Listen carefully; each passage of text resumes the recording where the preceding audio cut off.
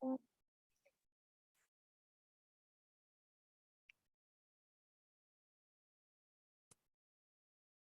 afternoon, everyone, and thank you for joining us today. My name is Amanda Gizzi, and I am the Director of PR and Events for Jewelers of America. I'm pleased to welcome you to the latest episode of My Next Question, National Jeweler and Jewelers of America's co-branded webinar series. I'm joined today by Ashley Davis, Senior Editor, Fashion for National Jeweler. And before we begin the webinar on engagement ring trends, I wanted to let our attendees know that if you have any questions, you can type them into the Zoom Q&A box. Ashley and I will leave time at the end of the presentation to answer all of those questions, or as many of those questions as we can get to. Today's session is being recorded and will be available at both National Jeweler and Jewelers of America's websites in a few days. Now, it is my pleasure to welcome Ashley Davis. Hi, Amanda. Great to see you.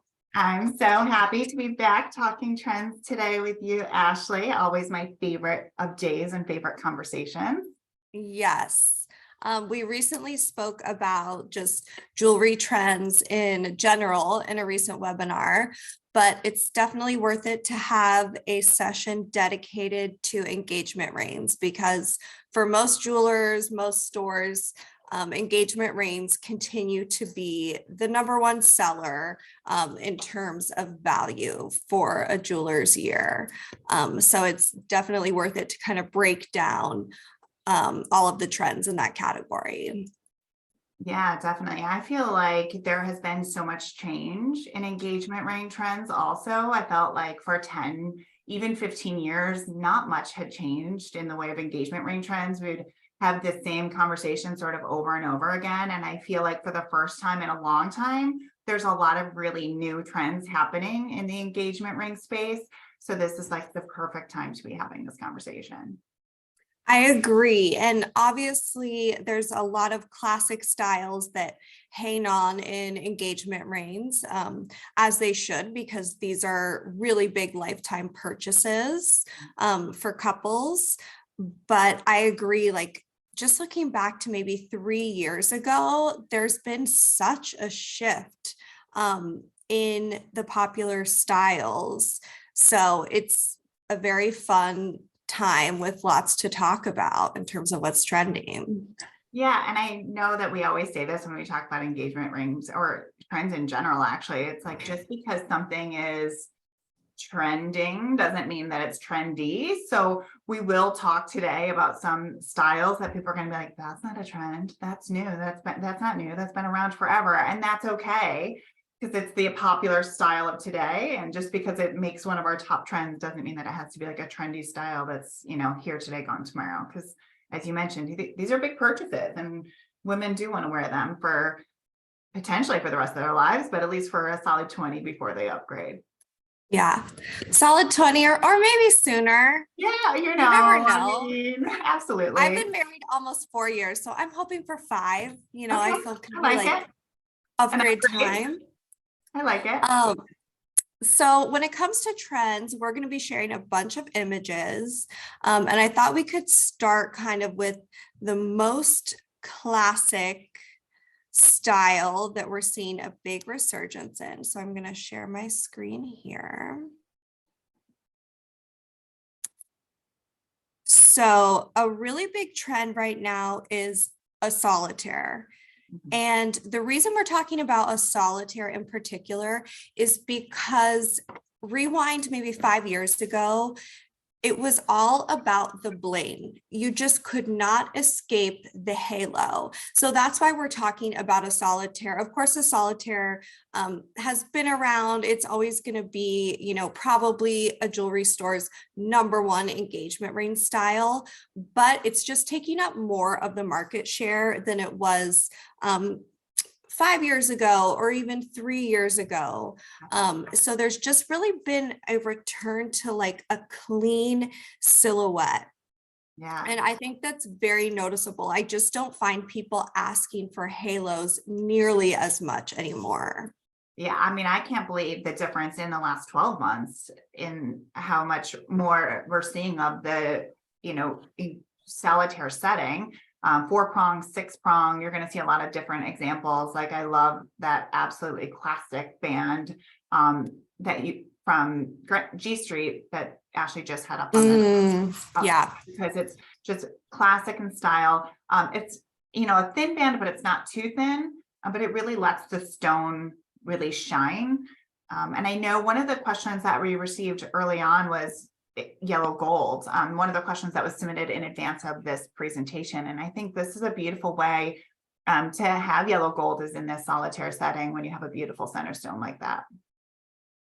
absolutely. And I think the reason that a solitaire is so lasting throughout the decades is because it is just pretty much the style that's the hardest to get sick of, because you're really just highlighting a beautiful stone in as pure of a design and as simplistic of a design as you can. So it's so much more immune to the kind of trend fluctuations because it just always looks good. There's nothing about these styles that says, oh, this is so 2005, this is so 2023 or 1980. Like there's no really marker like that. And I thought, like with this Tacori rain, I wanted to highlight that a lot of really great bridal brands have certain signatures and little hidden details that they'll put in a solitaire to really make it theirs. And then, like Amanda was saying, I mean, the devil is in the details here, and like the number of prongs and just these really minute differences in the settings like make a world of difference. Yeah, absolutely. And it allows each of these companies to truly be able to tell their own story, their unique perspective, and staying true to the brand by still having engagement ring that, yes, it's a solitaire, but you can oftentimes immediately see that it's a Tacori ring, or in this case, a brilliant earth. Just through simple little details when you do it right. I love the little claw edge here of those prongs and how dramatic of a point those prongs do have. Me too. I actually almost included that as like a trend in itself, but I wasn't sure if I was getting like too into the details there. But I love like a really cool prong, and I think that I'm seeing a lot more of that with designers kind of differentiating themselves. Like when you have so little to work with, like it might be like this beautiful custom prong that really sets one design apart from another. Yeah, and as we go as through, you were saying, yeah, and as we go through this presentation today, I think that's what everyone will sort of start to see is that we have these what we call our macro trends that are the big picture trends, but then as we go through it, there are going to be these micro moments where it's like, okay, that's that prong that Ashley was talking about earlier, and you start to see it more and more, and suddenly you have these smaller micro trends built within, and that's when it's like, okay, that's what I'm going for here, and that's what I'm going to be looking for when I'm making purchases at JCK or at Couture. Absolutely. And I wanted to touch on oval diamonds because I think that they really have given round diamonds such a run for their money in terms of center stones in recent years. And I actually think that this particular designer, Stephanie Gottlieb, is a big part of that because she did some reigns that got a lot of attention for different celebrities and with big oval diamonds, and then a really simple setting like a solitaire but with an eternity band, for example. And I think she was like a big part of the oval diamond trend. And really, because I mean, years ago, it's funny to think about like the princess cut being second to a round diamond. Like that feels so far away now. Like, an oval diamond has really, because it's close to a round, so it still feels really classic and similar to that silhouette, but it was just different enough to kind of catch fire a little bit as a trend. Yeah, and as a stone, it does all of the things that every retailer knows, but it elongates the finger. It makes the woman's hands look a little bit more slender. So those are all positives for people looking to wear an oval. I love all of the different bands and textures of all of these different rings too. And this is a great example of sort of like a halo, but in a new modern way. Yeah. Decoria ring. Takori definitely likes its little kind of details and little romantic elements. And I think that definitely we still are seeing the halo, but just not to the extent that we were seeing it before.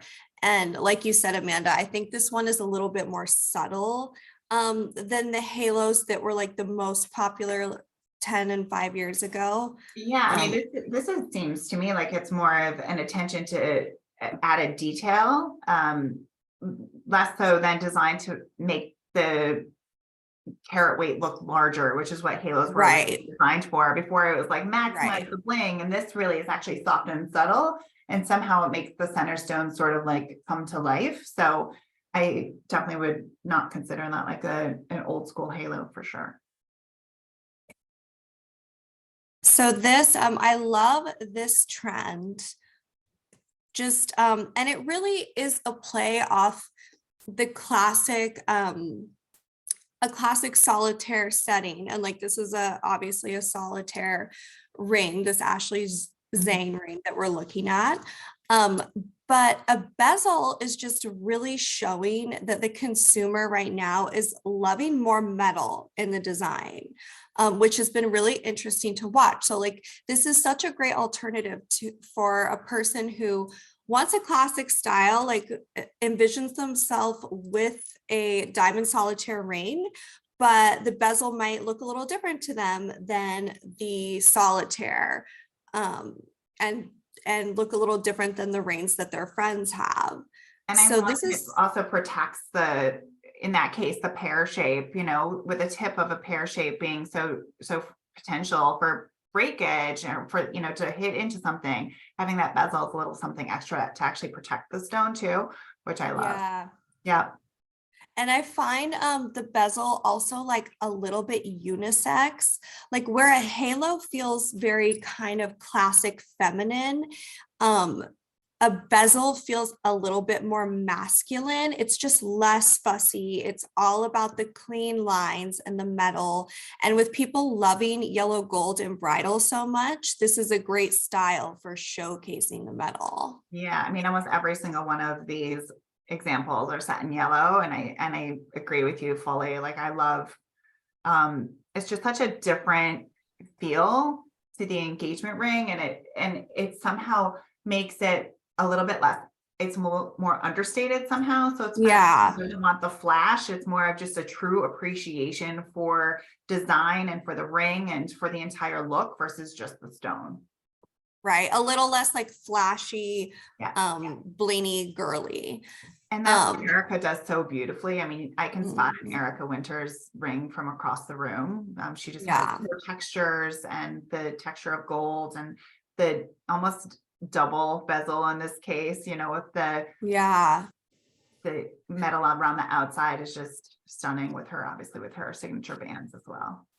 And I think she's just such a great example. I mean, I'm so in awe of designers because it's so difficult to reinvent the wheel, but it's just these tiny little differentiations, the way she has her little milligrain detail in the setting around the stone, and then to have like a more cushion shaped bezel around a round diamond is like a totally new life for a round brilliant. Great. And then of course, like her more matte finishes, like there are just so many little elements that that really make the design totally her own. Here, this Megan Thorne is another great detail, like such an interesting setting that she has here. I love the scallop edge. And the little beaded side. It feels like almost old world with those little beaded on the outside of the band. I love that feel. It definitely feels a lot more old world is the best way I can describe it. Definitely. And I believe this is an antique stone that she used, which we will get into in a little bit. There is some overlap in a lot of these styles.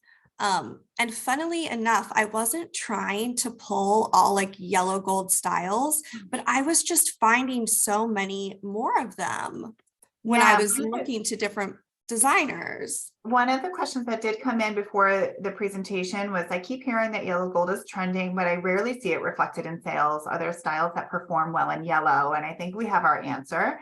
Bezel is definitely one of them. And this Yeah. next trend actually is another one, with yellow being a great way to, that we're seeing a lot of yellow gold in as well.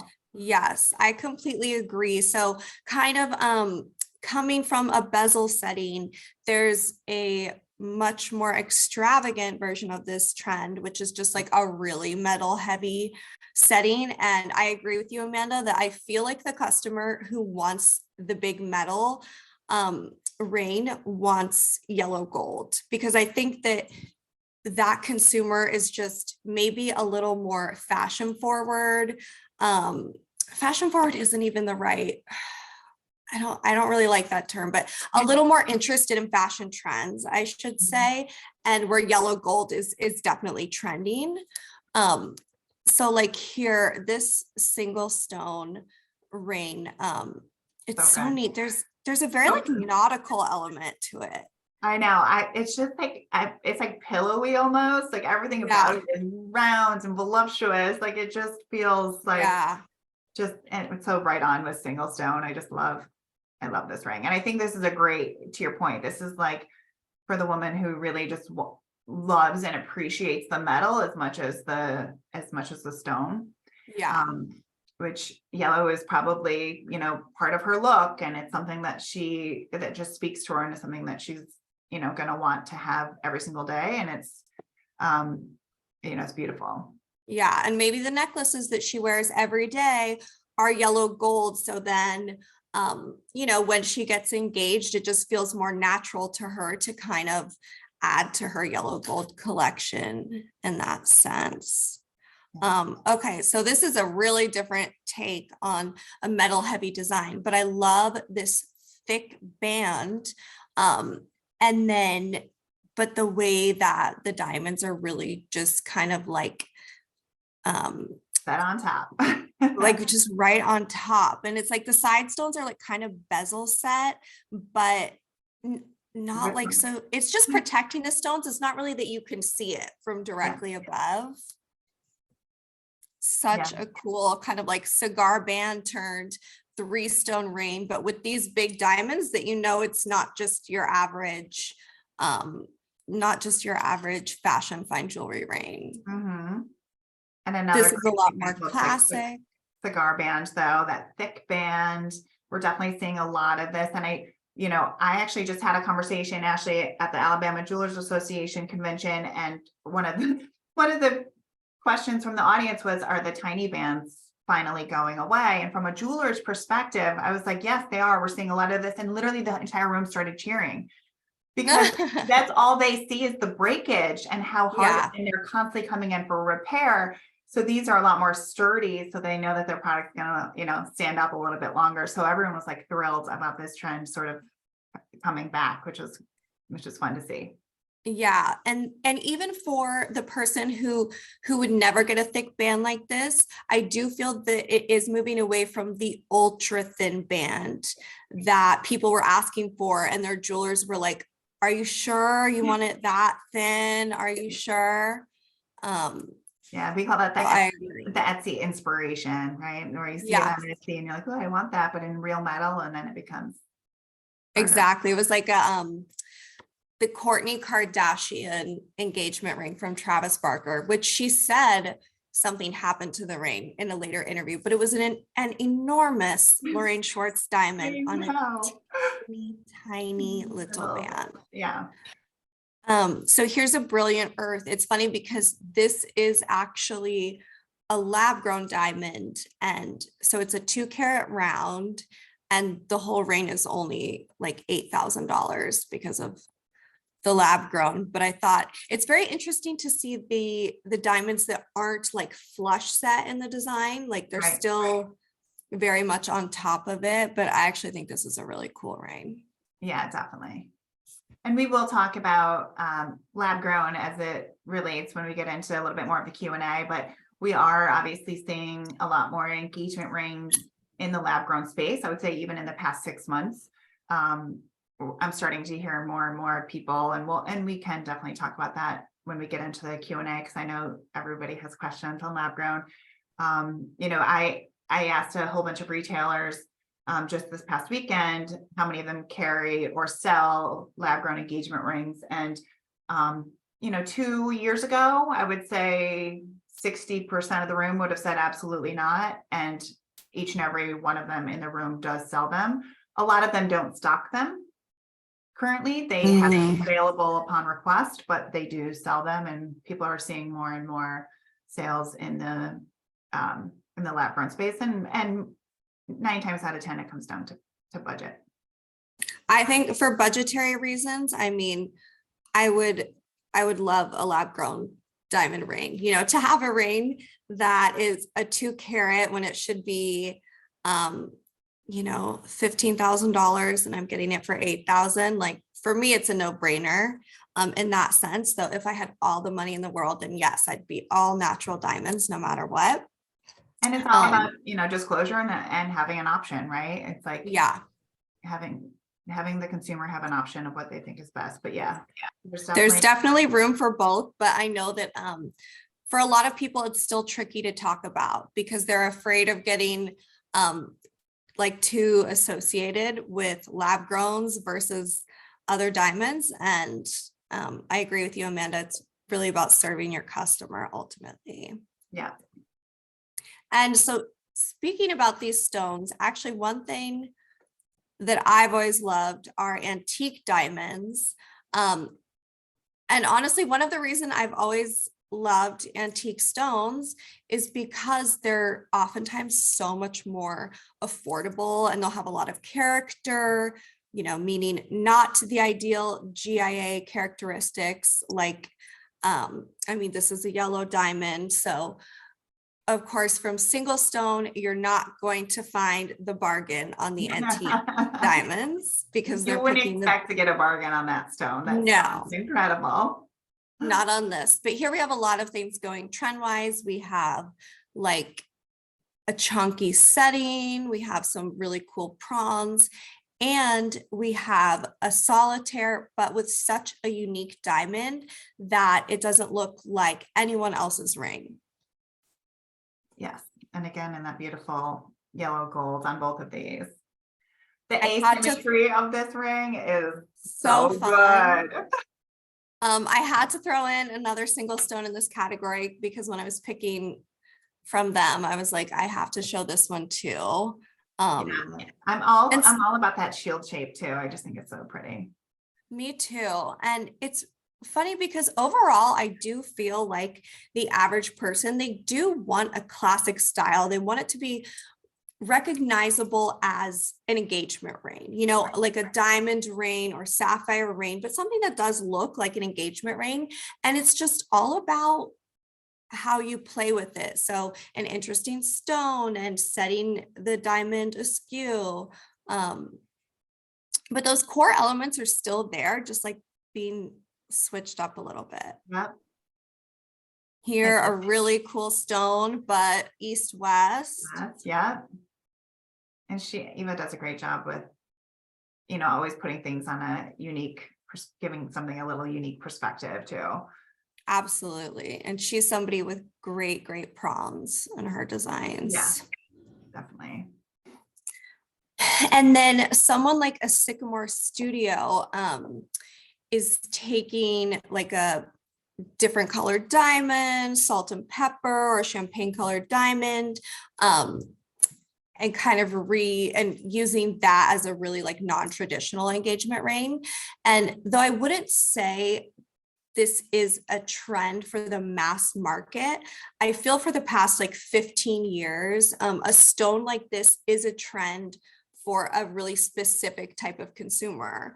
And there are brands who completely just serve this type of consumer who want something that doesn't break the bank and are not really interested in mainstream trends. Absolutely. And each one is unique, and there's, one of a kind, as are all diamonds. So feel free to Mhm. come in the comments, because I know every diamond is unique. But just something that's very personal to the individual. Yeah. And that's why I think the salt and pepper diamond trend, while not a huge trend, to your point, is still something that's going to be on the radar for quite some time, because it is, the unique POV for sure. Yeah, I'm from Portland, Oregon, so I feel this is like a very Portland kind of look um where the person who's engaged just wants something different. Like my cousin has something similar to this, who lives in Portland, who just got engaged. She got like an interesting diamond like this. And people also love communicating the story of it because they've learned about it, like talking with a designer or a jeweler, and they had no idea that salt and pepper diamonds or champagne colored diamonds, what have you, existed. And so then it's like a conversation starter, or like a morganite or whatever kind of non-white diamond center stone they're going for. Yeah. Same situation with this Lily Street. And I love her also for, she always does something that's a little bit over the top and different. And I love this, salt and pepper diamond with the diamond accents, the unique shape. So pretty. And I love it in white gold. Me too. I mean, it just complements the stone.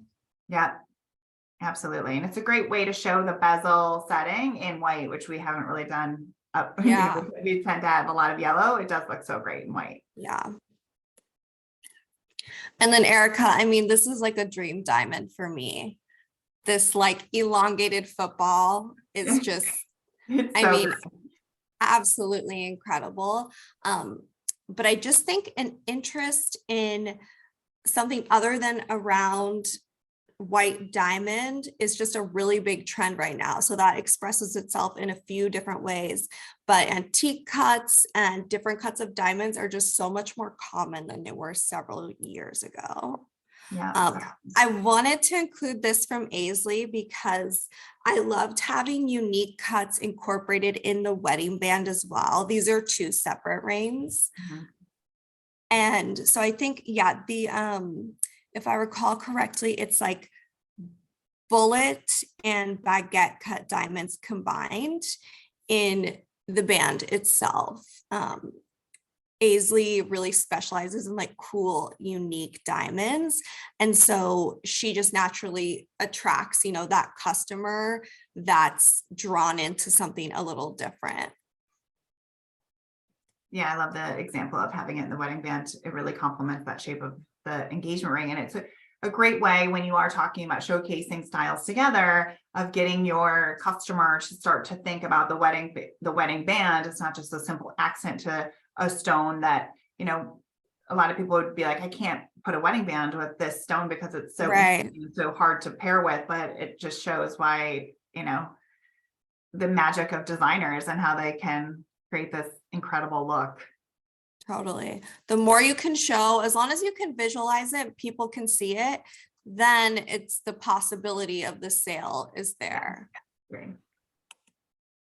So two stone rings is so fun. Amanda and I actually touched on this in regards to, commitment jewelry and just regular jewelry trends in our last trend webinar, but we had to talk about it for bridal.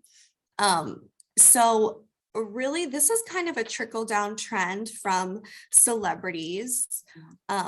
Obviously, a two stone ring has some really famous historical roots, like Josephine Bonaparte had an engagement ring from Napoleon that was a sapphire and diamond, just two stones just like directly together. It's really pretty. You can Google the design. They have pictures of it. Mm-hmm. And I mean, two stone rings go back even further than that, but in I think it was 2021 and then 2022, Ariana Grande and Megan Fox had two stone engagement rings.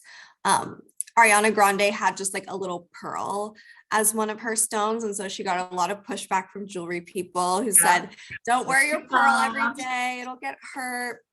But I think it might have been like a sentimental, familial nod type of thing.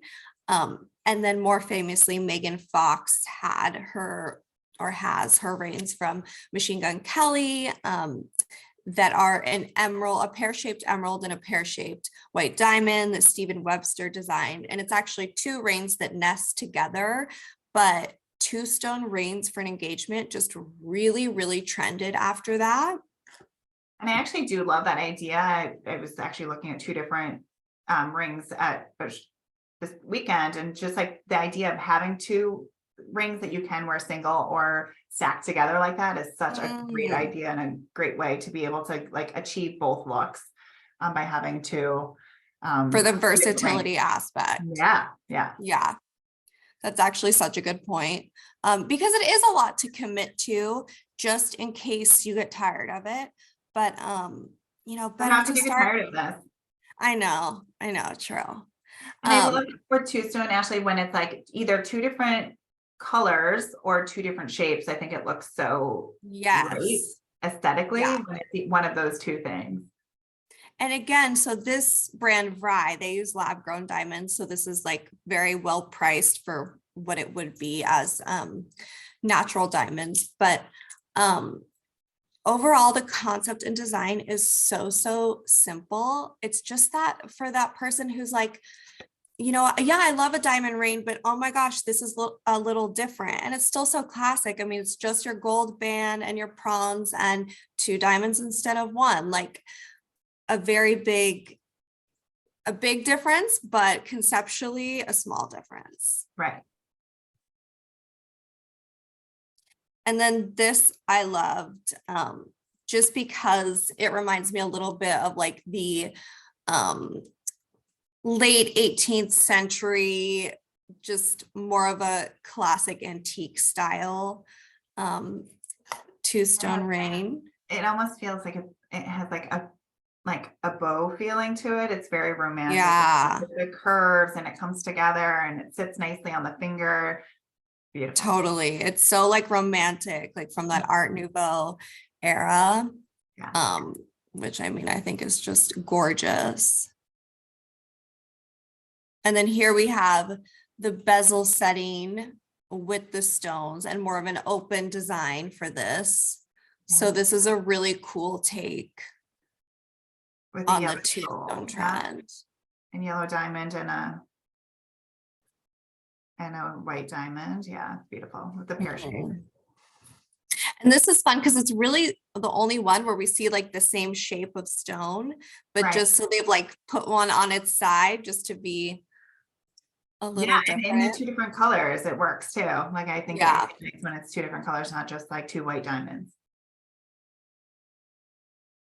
And then this is definitely one of my favorites. Two stones aren't enough. We got to go for three. A three stone, yeah. But there really has been a resurgence of a classic three stone because that was just out for a bit. It was really about the like a solitaire with the halo was really kind of the look, and having the side stones really wasn't very popular for a minute, and that is really changing.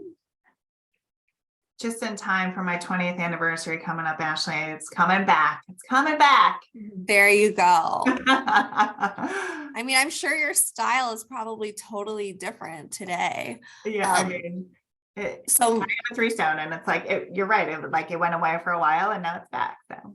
Oh my God, I love that.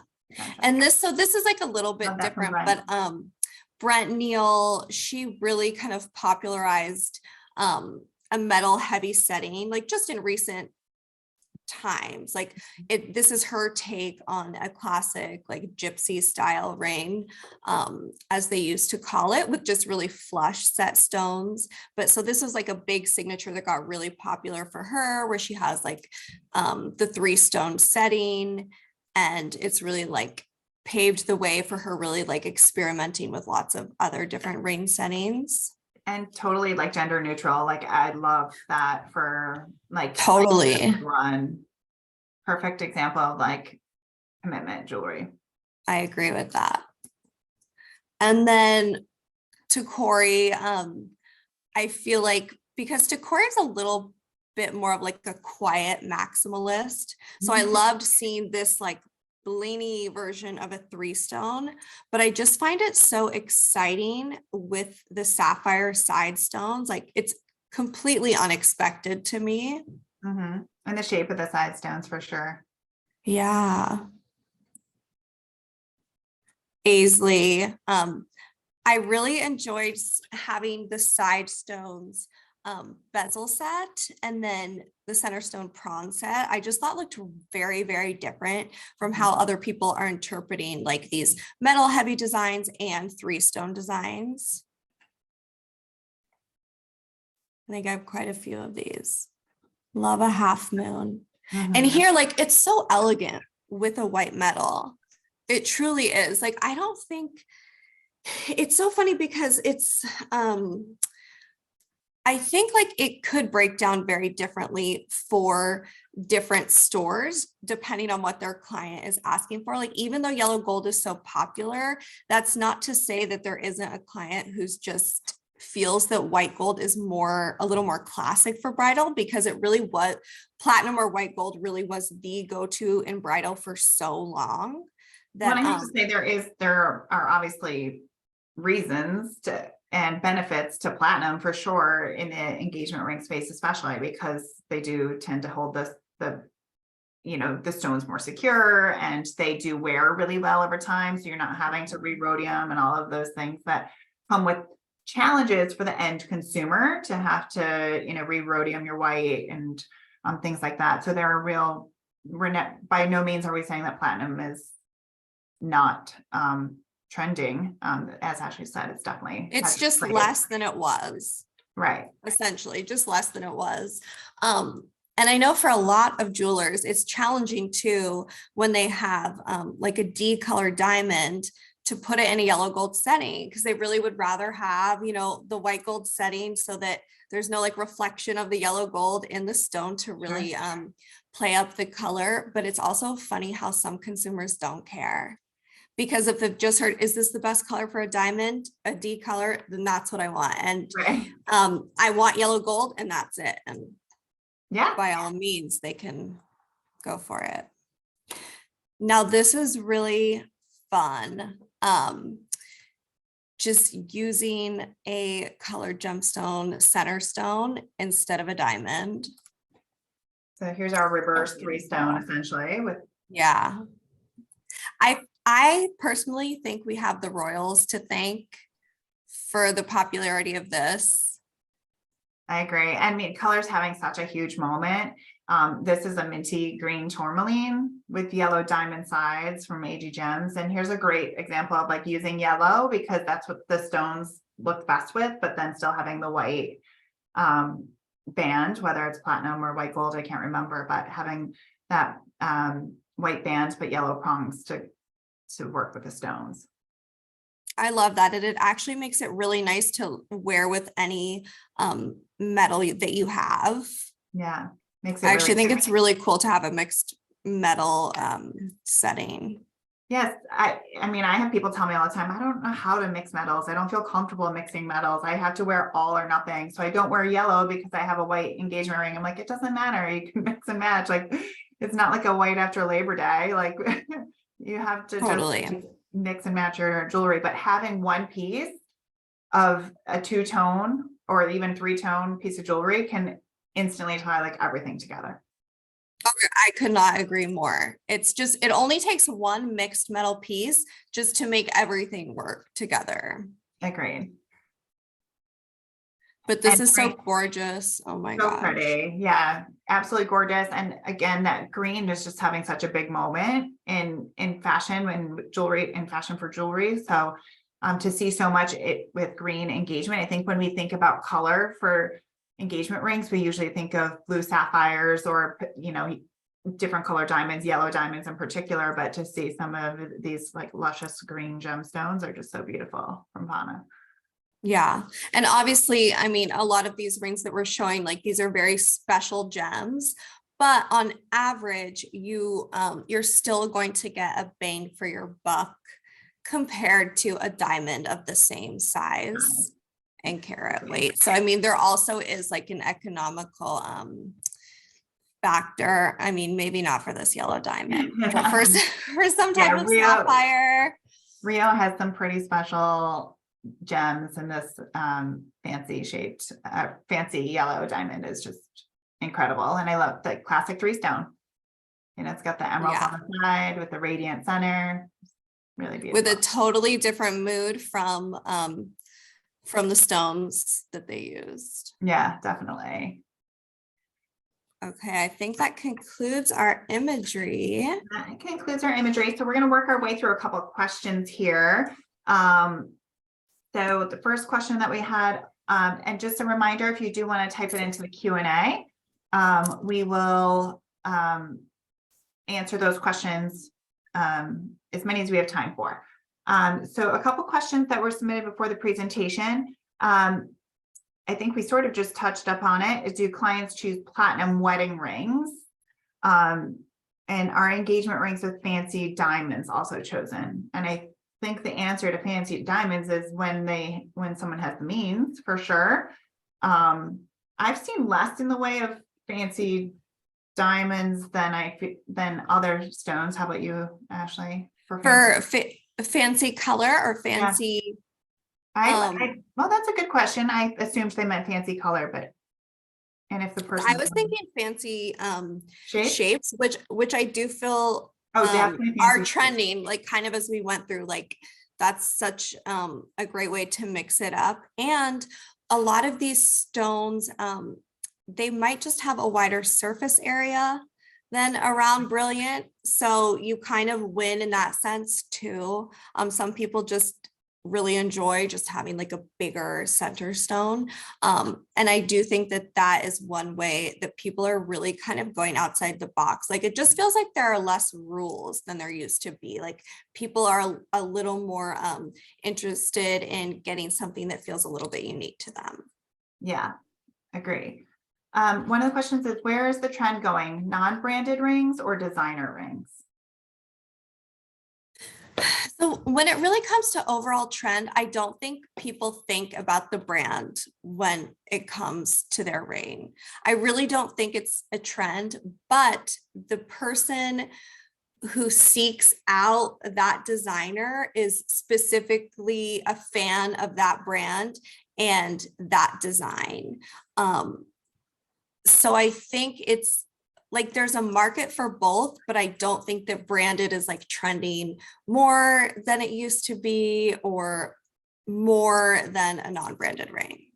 I don't know. Do you have any thoughts on that, Amanda? I kind of feel like everything is branded in some way to the consumer, because to the consumer, where they're buying it is the brand in a lot of cases. So if they're going into Greenwich Street Jewelers, for example, and they are buying an engagement ring, it could be the Greenwich Street Jewelers branded collection. So or it could be single stone that they're buying. So, but they're going in because it's the Greenwich Street Jeweler name. So it's any jeweler is ultimately the brand, is part of that answer. And then I totally agree with you. If someone loves a particular designer, they're going to be with that designer for life. Like they just love that aesthetic of that particular designer. Yeah.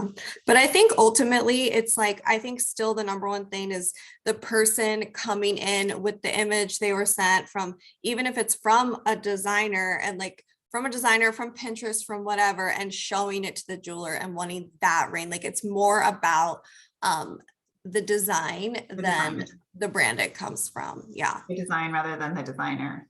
I think so. Yeah. Question was, what is the most popular price point for bridal in the US? And they asked specifically about mined versus lab diamonds, but I don't know that we have the answer to that. Oh, actually, I might. Let me see. I have some. There was a recent study from Tenora saying that engagement rings with lab-grown diamonds reached the share of 10% of overall engagement ring sales.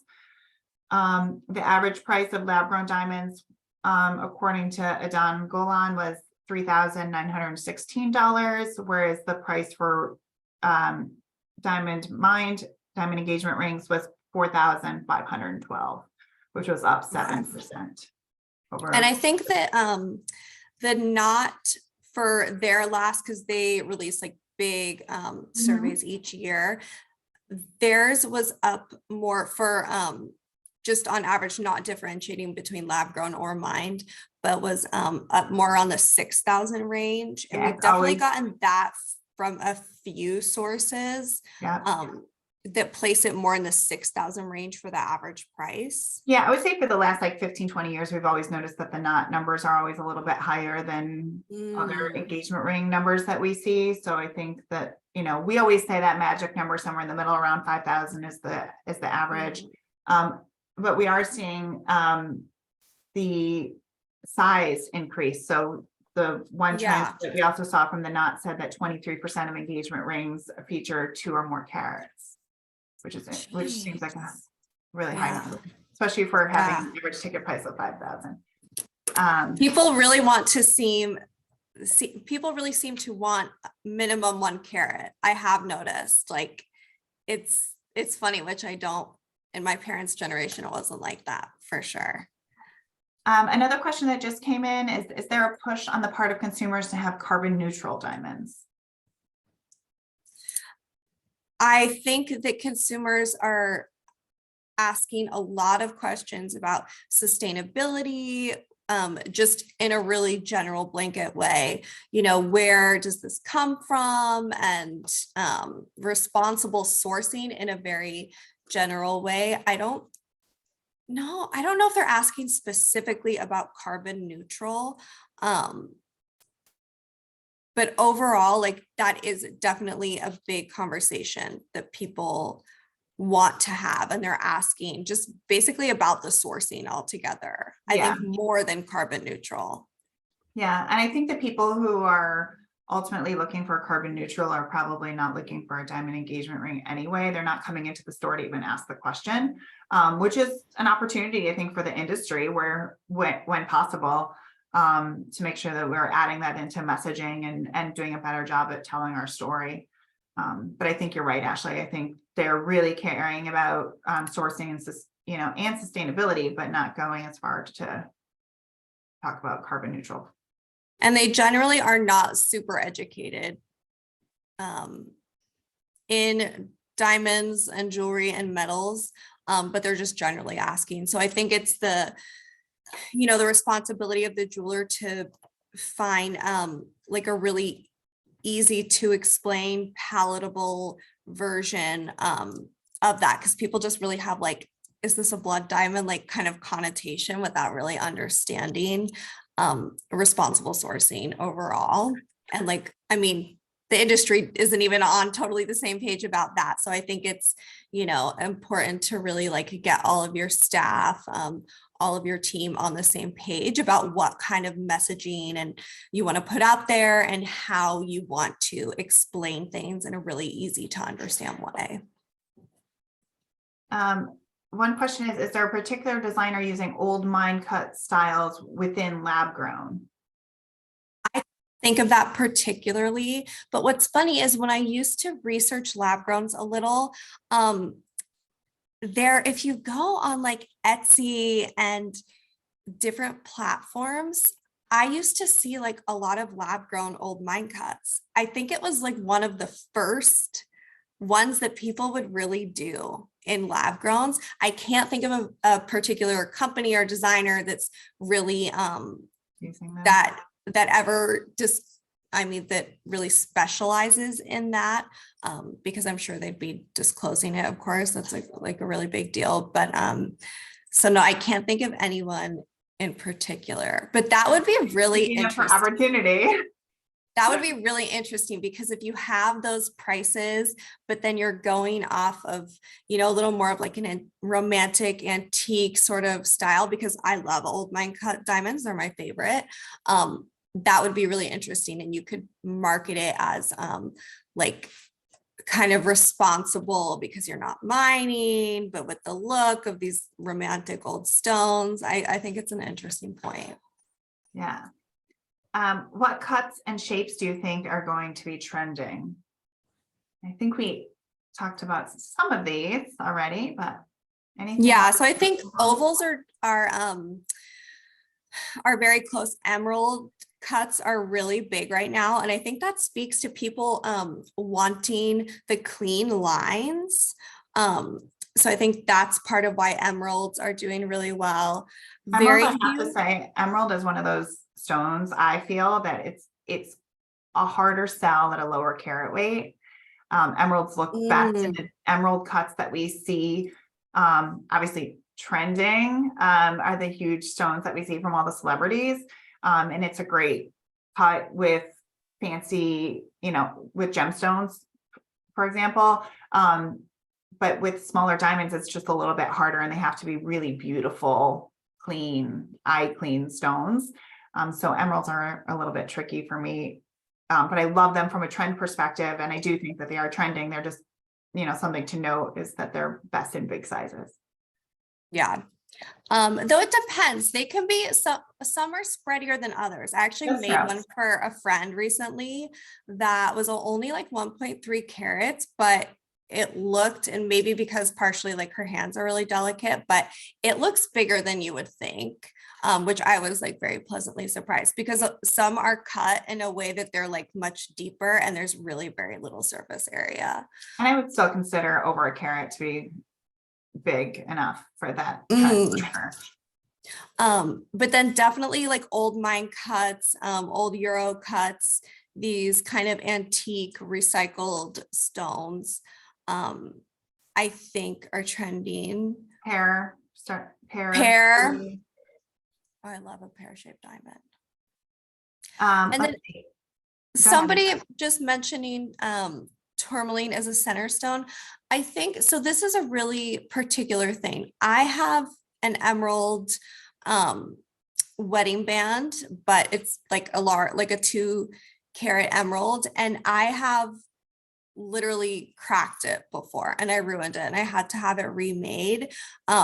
Originally I wanted an emerald engagement ring, and like one designer advised me away from it. So I think it's like a really particular thing, like kind of like the Ariana Grande with her pearl. It's just about what somebody wants, though I think it is very wise as a jeweler to say, we don't recommend this stone if you want to wear this ring every day, wash your hands in it, whatever. We don't recommend this. Like, really think you'd be better off with a sapphire or a diamond. I think it's important to educate the consumer, but there are just like scenarios where people just want what they want. Absolutely. One question that we received before the presentation: do we see a slowdown in the engagement ring market this year? Oh, for the year, I haven't seen any data. I wonder, like, the Edge Retail Academy might be a good one for that. Sometimes it's hard to find data so quickly is the problem. Like, you don't get it until like the next year. But I feel like something like the Edge would probably be already keeping track. I don't see a slowdown in engagement. I don't see a slowdown. There's nothing happening. Like, I would think coming out of COVID, there were so many engagements because everyone either, decided, all right, life's short, let's just do this. But I think we've seen those numbers settle in. And I feel like, if anything, maybe the price point will go down a touch this year with the economy, the way that it's, heading, or that it's a little uncertain. So maybe the per, price point will be a little bit lower, but I don't see the market slowing down personally. Yeah, that's something I definitely will talk to my team here at National Jeweler. It would be nice to see if we can get like a mid-year little look. I mean, no promises, but talk to like some of our experts who we consult with and see if we can get some kind of update, since this has, we're just always talking about, are we in a recession? Are we not in a recession? Is it coming? Is it not coming? To see if that is influencing engagement ring sales like halfway through 2023. One more question that just popped in: is rose gold done? It kind of feels like it.